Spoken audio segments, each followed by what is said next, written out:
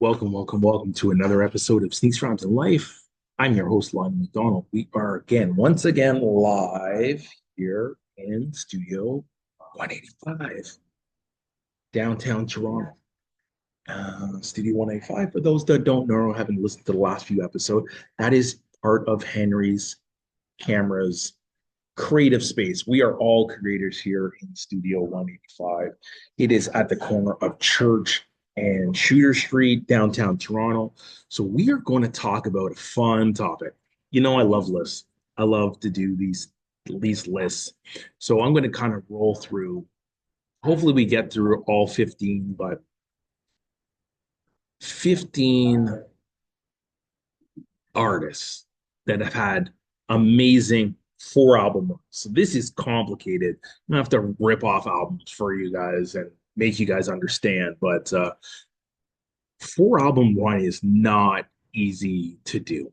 And many artists, if we shrunk this to three, the list would look totally different. But we're just gonna get into it. We're gonna rip through 15 different artists that have fantastic four album runs. And this is gonna be as close as an order as I'm gonna get to, but this is where we're at. So we're gonna start. That doesn't have to be their first four. It can be somewhere in their catalog. But we're gonna start with Mobb Deep.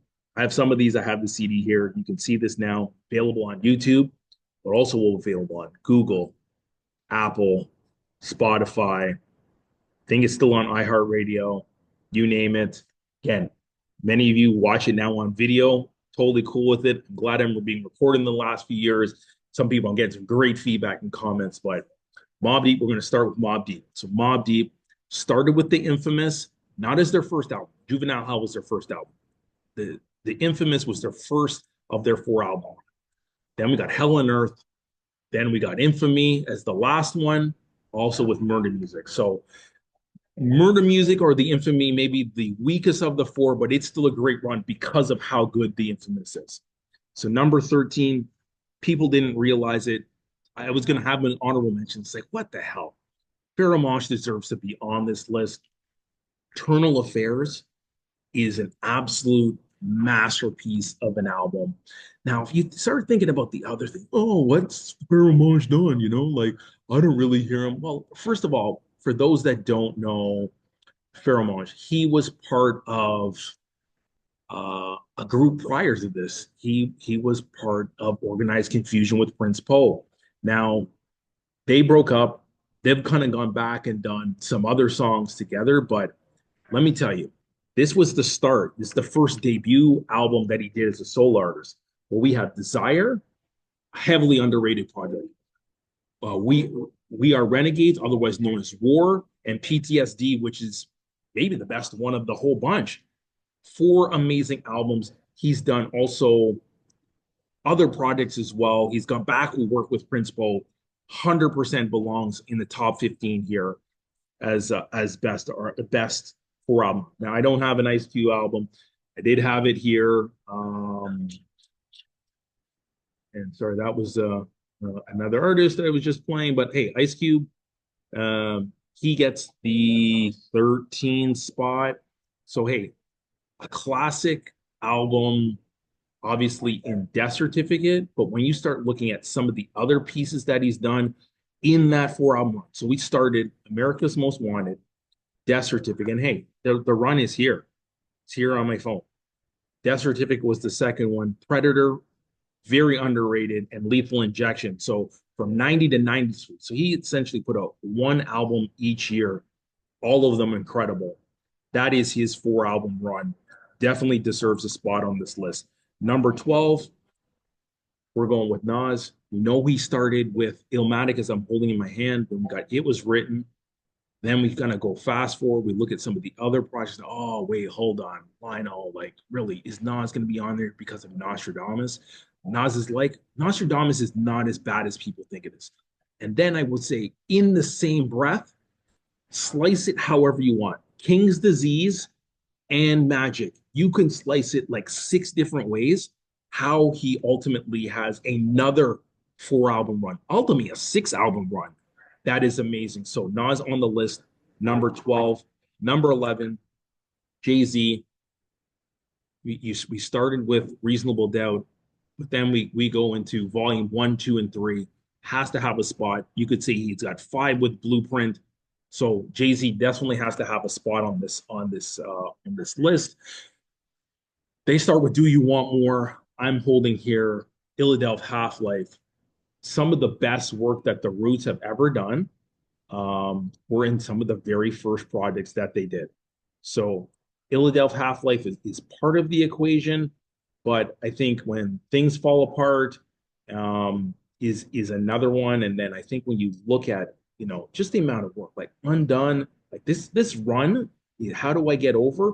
But I think you look at the first four, things fall apart, and then Phrenology, which is the fourth one, Tipping Point, Game Theory, like that's a six album run that deserves a spot on this list. So very, now we're kind of breaking into the top 10. Number nine, this is the modern day GOAT right now. We call him Kendrick Lamar. So this is Damn in My Head. And you could say Section 80 is here. I'm not even going to count Section 80. But when we go Section 80, Good Kid, Mad City, Pimp to a Butterfly, and obviously Damn. Then you could easily include Untitled plus Mr. Morale, which is growing on me, as I've told you on previous podcasts, more and more every year. Kendrick definitely a spot in the top 10. Then we have Public Enemy.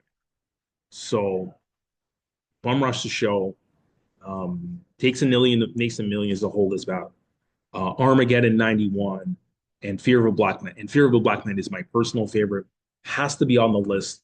That one is number 8. Looking at number 7, we'd be crazy not to say that Kanye West doesn't deserve a spot on this list. You could go two different parts of his career that he's on it. We'll go with the first 3: College Dropout, Late Registration, Graduation, and yeah, people love 808s, but the other projects are so good. He has to have a spot on the list. And then he comes back with Dark Twisted Fantasy. Yeah, that's 5 in a row. It's 5 in a row, very good quality. 808 Heartbreaks, some people love it. The sound and the auto tune didn't do it for me, but I know he's definitely an artist that has to be on my list. So Mr. Kanye West, aka Ye, is definitely on. He gets the 7th slot. EPMD, and this is the business run. So we start with Strictly Business, Unfinished Business, Business as Usual, which is in my hand, and Business Never Personal. Easily, you can make an argument that that's the best album, 4-album run of anyone. Most consistent, changed the game lyrically. It hits hard. It was in that golden era, 90s boom bap feel to it, but at the same time, production is like top notch. So I think that was number 5, or that was number 5. Or that was number 6. Number 5 would be Eric B. and Rakim. So Let the Rhythm Hit Him was the last one. Paid in Full was the first one, and then Follow the Leader is like my personal favorite. So off the strength of 3 projects, you could say that that's really good. But now you want to add the 4th one. And in many people's eyes, this is the one, Don't Sweat the Technique, is the one that really sticks out. So what's on your mind? Punisher, and then Know the Ledge is maybe my favorite Eric B. and Rakim song of all time. So definitely top 5. Definitely an impactful 4-album run. And the funny thing is, it's the only 4 albums they ever put out. So when you talk about the gold standard, we talk about where Kendrick is. I don't know if anyone's ever done it better than Eric B. and Rakim, and it's unfortunate that they had to part and go their separate ways. But this is where we're at right now. So I think now tied for no, it's number 3. There's no ties here. Gang Starr. So we'll start Step to the Arena, Daily Operations, then Hard to Earn, which is here. I love the album so much. It's my favorite out of the whole thing, but a lot of people gravitate to this Moment of Truth. No one has done it better than Gang Starr. Throw in the last album that had Skills on it, Owners, as we have it. That was the last time I saw them in concert before Guru passed. It's a classic. They're all classics. Their best work may be hard to earn. Some people say it's Moment of Truth. When you start slicing, and the most underrated one is Daily Operation. When you start splicing it that way, this is a high quality group. Now, I got three left, and each of them easily has a stake to number one. So, AT Aliens is my favorite one, but here we have Stankonia um, by Outkast. Southern Play of Cali Funky Music was the first album, and it was very underrated. A lot of people didn't get it. It was something totally different. Moved on to ATL Lands. That one was another really good album, but people didn't get what that is. And then we kind of went into essentially Stankonia and then Aquemini. Aquemini might be the best one. I think Stankonia is definitely better than Aquemini. And then you got the double album, Speaker Box and Love Down Below. So they did an amazing job. And again, we talk about quality. We're going right back to EPMD and Gangstar. Like you could split the top four however you want. How do you choose one over another? It's easily I could make wake up tomorrow and make a whole different list and say that I'm wearing an Outcast shirt and like I think lyricism and sound and game changing. And I still remember Andre 3000 standing on the stage in the 1995 Source Awards. It's like, hey, South has got something to say.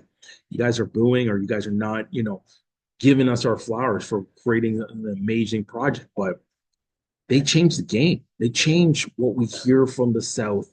They gave us Goody Mob. They paved the way for Ludacris and T.I. and so many others. They deserve a spot. Now, hey, they didn't do it all on their own. Jermaine Dupri was doing it before them with Chris Cross and others, along with his own music. But the South really stood up when Outkast became a thing. So definitely a shout out to Outkast. And then, hey, it's funny that I'm down to two, and they could easily again go back to Outkast. Outkast could easily be one, but they're not one on today's list the way that I made it. De La Soul. This is Balloon State of Mind. Now, my favorite one, the whole bunch, is definitely Stakes is High. I just love that project.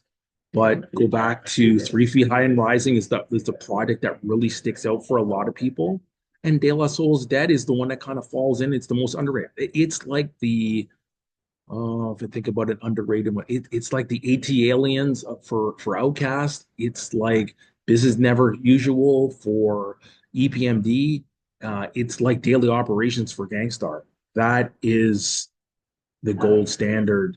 When you have an amazing project like that and people want to kind of discredit or discard it or say it's not good enough. So De La definitely there. Number two on today's list, but sorry, I'm a huge Tribe fan. I couldn't even decide which one I'm not going to hold up. I'm going to spin them so I show them to you correctly. Both have the CDs in my hand, but the number one group is none other than A Tribe Called Quest. So you think of debut album changed the game. It really sounded different than anything. But then we got this one in the low end theory. Plus, we then got Midnight Marauders. It just sounds so different, so unbelievable, and really it really changed how we thought about hip hop and how we feel about it. Beats, Rhymes, and Life is I pay homage to that. Is the last album. It's the last album of the four, and easily you could throw in the Love Movement. You could throw in, we got it here from here. Thank you for your service. But Beats, Rhymes, and Life is essentially I took the spin, and that's how we have the name of this podcast. Beats, Rhymes, and Life, Sneaks, Rhymes, and Life. That's where it came from. I pay homage to the greatest rap group, in my opinion, of all time in Tribe Called Quest. And then again, the first album, People's instinctive travels and passive rhythm sounded like nothing that we ever heard before. And you put those four albums and that like the difference with Tribe and any of the other groups, they had like three albums in a row that sounded totally different, that were totally game breaking and changed how the cultures. Congratulations again to Tribe for just being announced into the Rock and Roll Hall of Fame. And we had Andre 3000 amongst others, um, that performed, that celebrated, that did videos.